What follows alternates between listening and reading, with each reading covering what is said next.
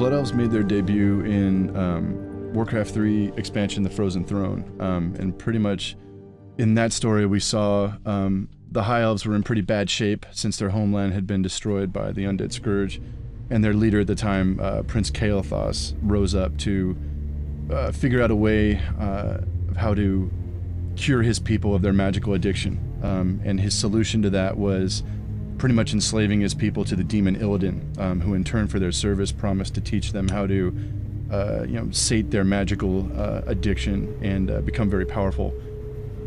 I think it's interesting to note about the Blood Elves that they have a rich history in Warcraft lore. They used to be High Elves, and High Elves were part of the Alliance. If you played Warcraft 3, your sorcerers and priests were High Elves. So it's interesting to see them on the other faction at this point. It's also interesting to note that Lady Sylvanas Windrunner was once a High Elf and therefore a Blood Elf, and she's on the Forsaken now. After she regained her will from Arthas, she led the Forsaken Crusade, and now you've got the Blood Elves naturally allied with the Horde through Lady Sylvanas Windrunner. So I think there's some really interesting story elements going on there. In the Burning Crusade expansion set, we see the Blood Elves, a few years later, have indeed embraced Illidan's path and become very powerful. But they've definitely lost their souls, and that's a major theme that plays out through the quest lines. What we tried to do with the quests was naturally guide the player through Blood Elf lore and catch the player up with why are the Blood Elves here, why are they on the Horde, why is it important for this expansion, the Burning Crusade, to have Blood Elves involved.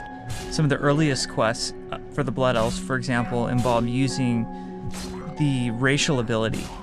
Every race in our game has some specific racial abilities that sort of make that class, that race unique.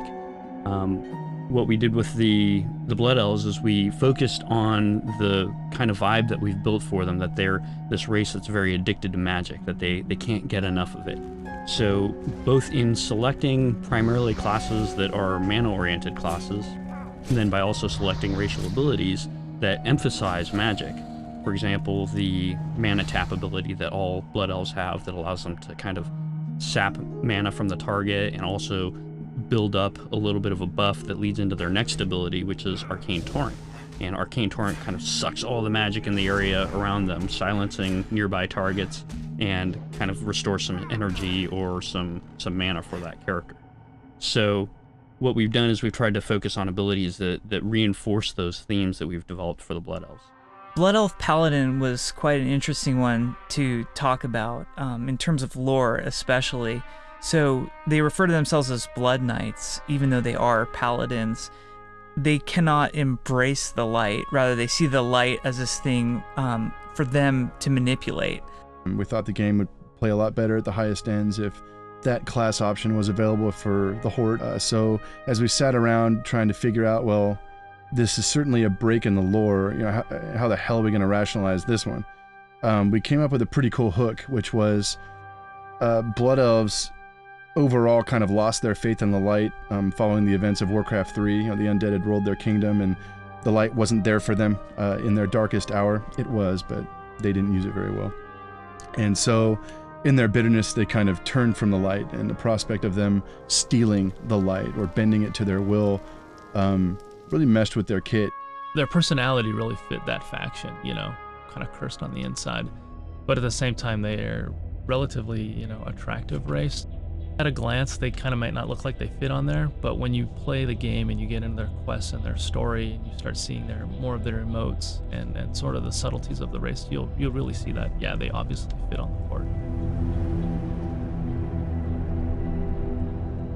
A lot of the High Elf architecture, as we understand it, was held together by magic. The High Elves, or the Blood Elves, as we see them now, are dependent on, their whole culture is dependent on magic. And the Sunwell was the source of that magic, and when the Sunwell was destroyed, the architecture that was being held together by this magic started to fall apart. So part of their main city, Silvermoon, half of it is completely abandoned and run down because there's no more magic left to hold these buildings into place. and the buildings that they have taken over and remain standing in pristine order, they're using demonic energies to maintain the architectural structures. The Blood Elf exterior zones are very unique because they're the first exterior zones that we built for the expansion.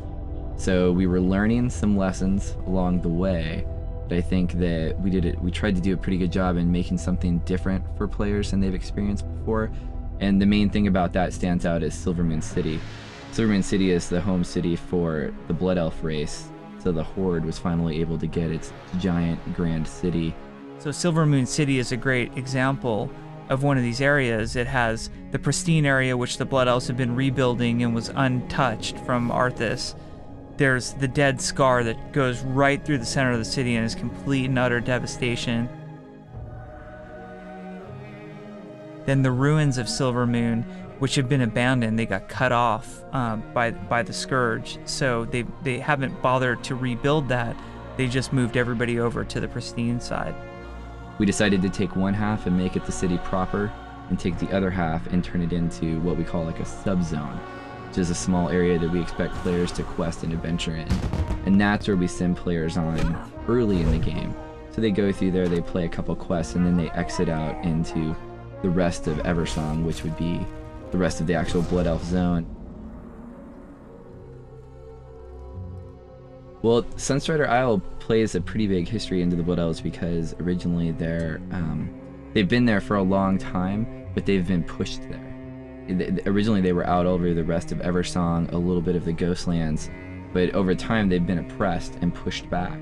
So for us, it always works out really great to have a small starting area because we can keep the players, not necessarily enclosed, but we can keep them where we want for quests. And for a lot of people who are just learning how to play the game. They're level 1, they're level 3, so tend to not want them to get too far off a road or get stuck in a dungeon they might not want to be in. So doing an island like that that's connected right off the edge of the coast plays really well to that aspect for us.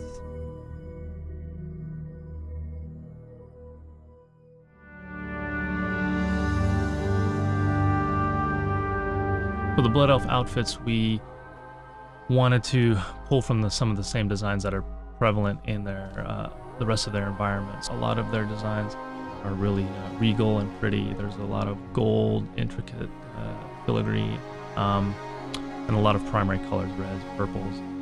The main influences with the Blood Elf items and weapons would be kind of similar to what their outfits were, which was that they're these very kind of like supermodel type people and more of a clean race. So taking that sort of thing into consideration would be just, the color scheme, the warm color scheme, the things that kind of key into that character type.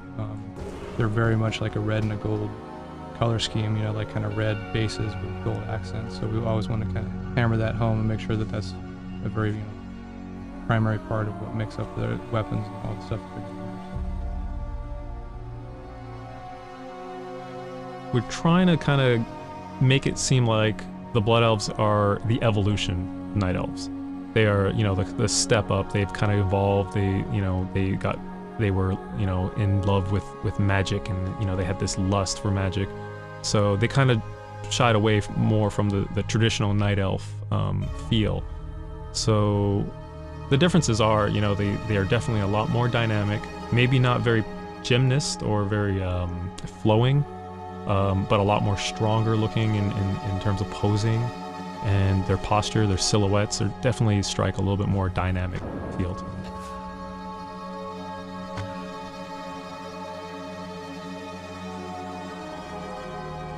They're definitely more humanoid looking.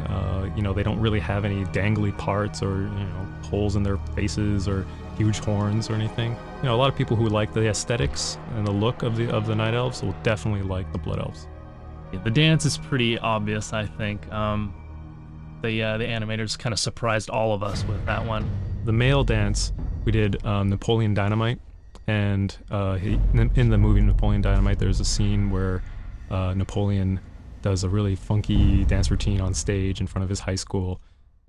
So we picked 4 or 5 routines or steps out of that and created the animations from it. The Blood Elf female, we're playing with the idea of a kind of pop culture dance. So we took Britney Spears videos and kind of picked apart steps from several of her videos. What I hope for the player to take away from the Blood Elf experience is a sense of identity. Am I evil or am I a good race? Because I think we kind of leave it on the edge there. A sense of identity for being a Horde character, but a very different Horde character from what they've previously known. Completely different from any kind of Alliance character, because again, the race is a pretty race. They're all beautiful. The women and men of the Blood Elves are beautiful races, beautiful creatures, but there's more to them than that. Who are you? What are you? What do you want?